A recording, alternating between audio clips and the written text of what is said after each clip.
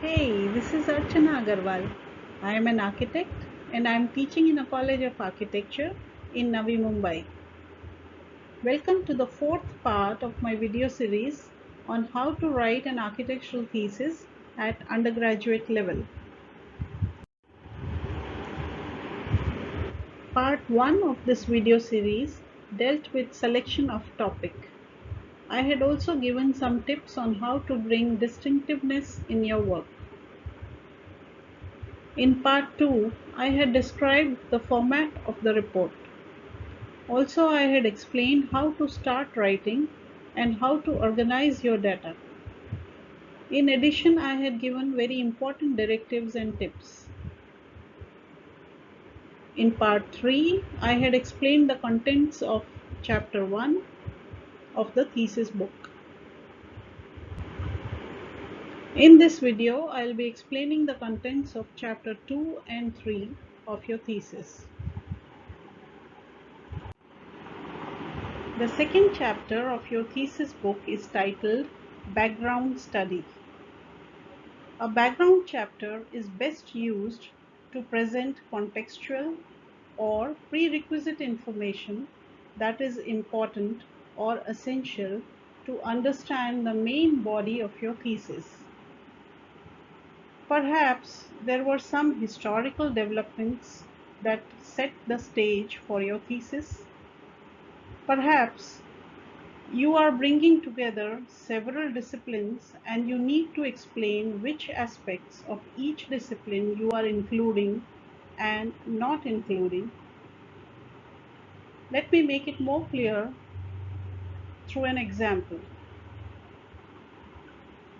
I will take the example of the redevelopment of Dadar railway station, which I had taken in my previous video to explain the aim and objectives. So if the topic is redevelopment of Dadar railway station, and if the reader of your thesis is somebody who is new to Mumbai, they would know nothing about the railway system in Mumbai, meaning Central Line, Western Line, Harbour Line for local trains, and wouldn't know that CST, Mumbai Central, Dadar and Kurla are railway stations for outbound trains as well as for local trains.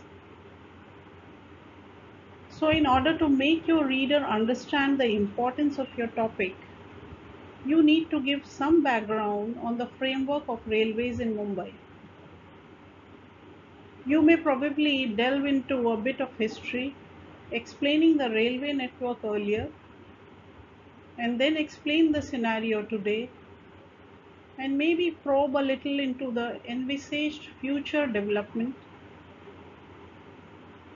So the reader becomes familiar with the railway network in Mumbai and is able to understand and appreciate your work on it.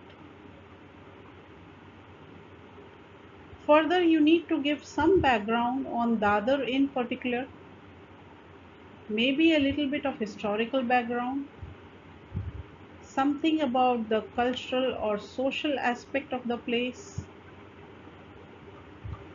You may write that Dadar is predominantly residential area, but there are colleges and schools near the station, and that there is an old cinema hall,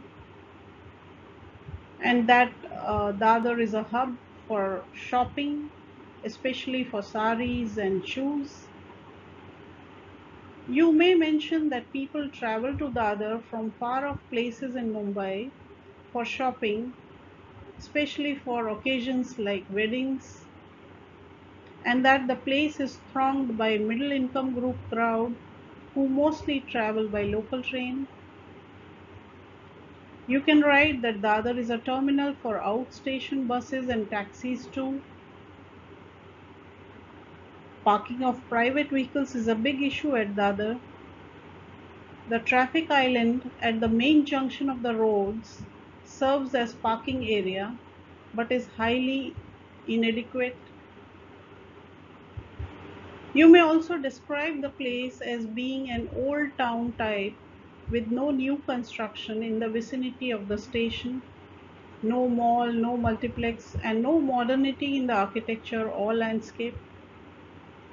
You may add pictures of the place to support your text.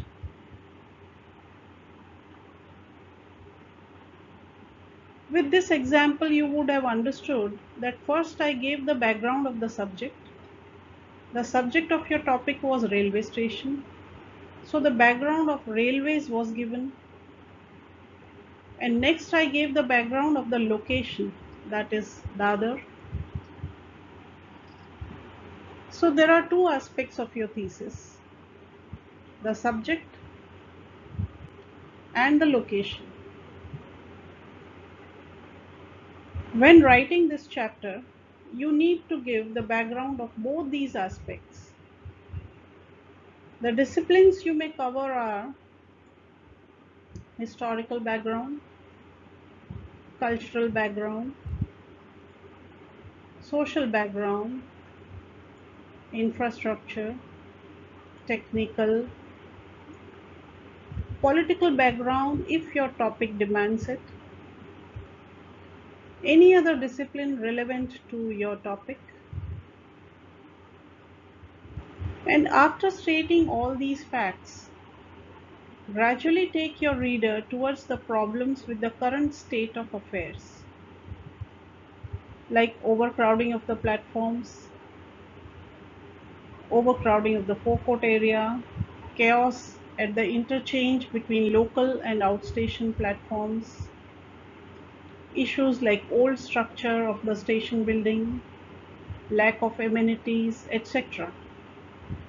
This way you create an image in the mind of the readers, and the readers are more informed when they read further and are able to understand your thesis better.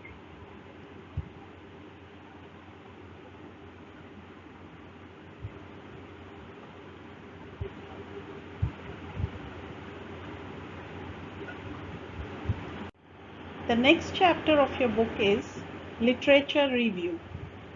Literature review primarily focuses on what has been done earlier on your topic. When you have already established the scope, you know the coverage of your thesis. Hence, you are ready to define varied literature related to your study.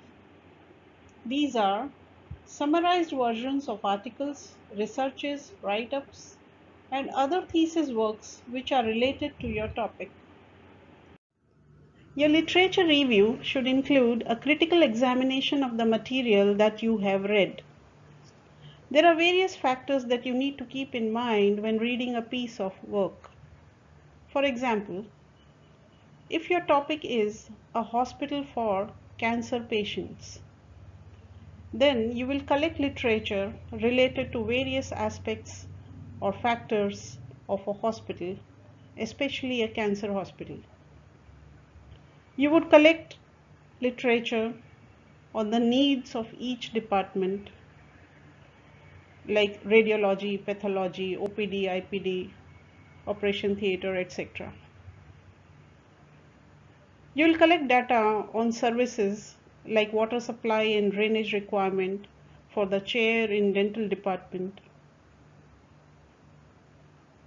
Some literature on spatial materials needed in areas with high radiation,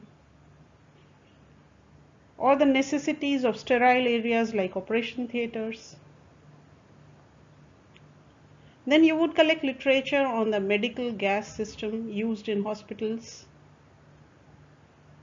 literature on gas manifold and pipe routing. You would also collect literature on biomedical waste disposal system, nurse call system, pneumatic tube system, etc. You'll also read some literature related to internal circulation pattern with segregation of sterile, non-sterile and service areas. Like this, there will be many aspects that you would be studying. It is advisable to make a checklist that you can use as a template when evaluating written material. This will allow you to be consistent in your evaluations. Just consider one factor, say the finishing material for the walls of Operation Theatre. Say you found some literature on stainless steel lining used on OT walls being quite effective in maintaining sterile conditions. Another information was on antibacterial glass, which also claimed to maintain hygienic conditions. So you studied further and finally wrote down your review with justification that glass has better advantages over stainless steel in being not only antibacterial, antimicrobial, and antifungal surface, but having wonderful properties of light transmission that create healing environment by bringing in more daylight and cheerfulness through glass artwork.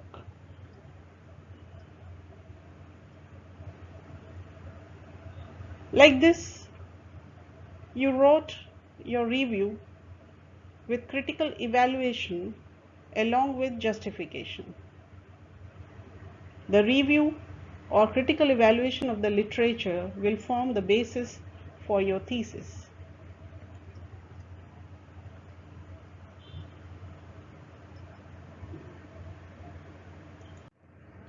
And now some tips.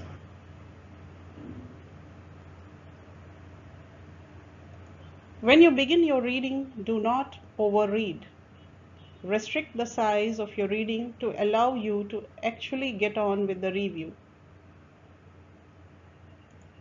Read articles twice. The first to understand themes and concepts.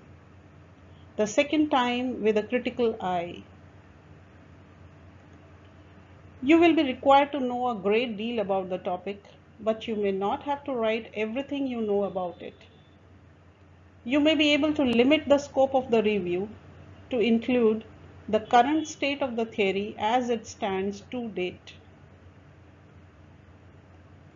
It may be more preferable to have a briefer, more focused review than a lengthy one.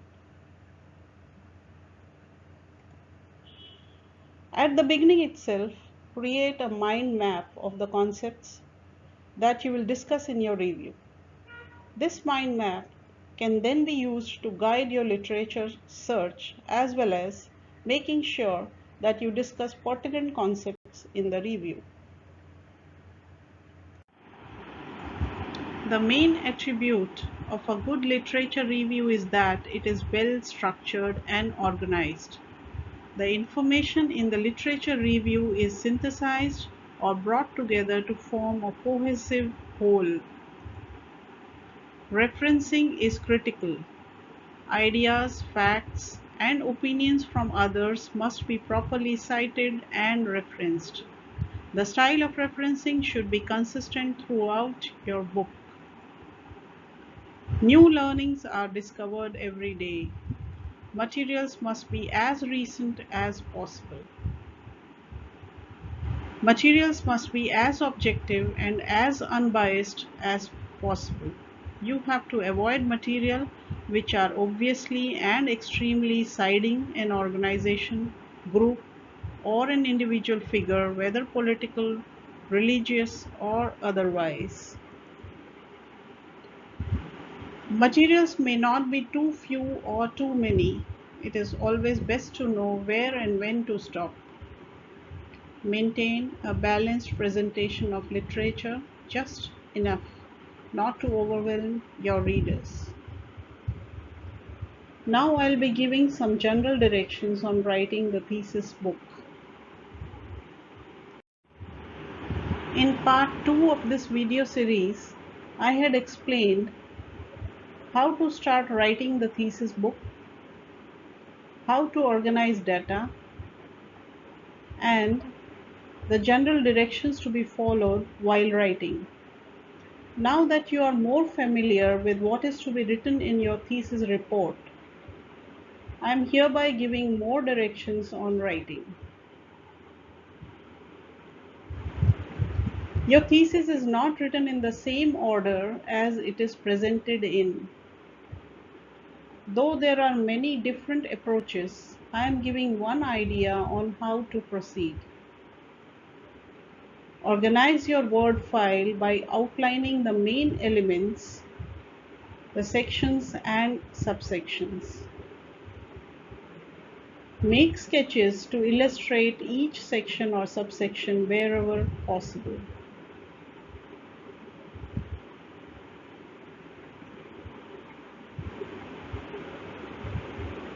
Insert pictures, graphs, charts wherever possible. Try tabulating the data wherever possible instead of writing in text form. Graphics and tables always catch attention and convey more than the text. Not only do they make the reader understand your work better and faster, but they become your guiding factors in proceeding further. As you collect data, write up the methods section. It is much easier to do this right after you have collected the data. Be sure to include a description of the research equipment and relevant calibration data. You must write your abstract last. With this, I come to the end of part 4 of this video series. Please see the next part of the video for further information. Till then, happy working.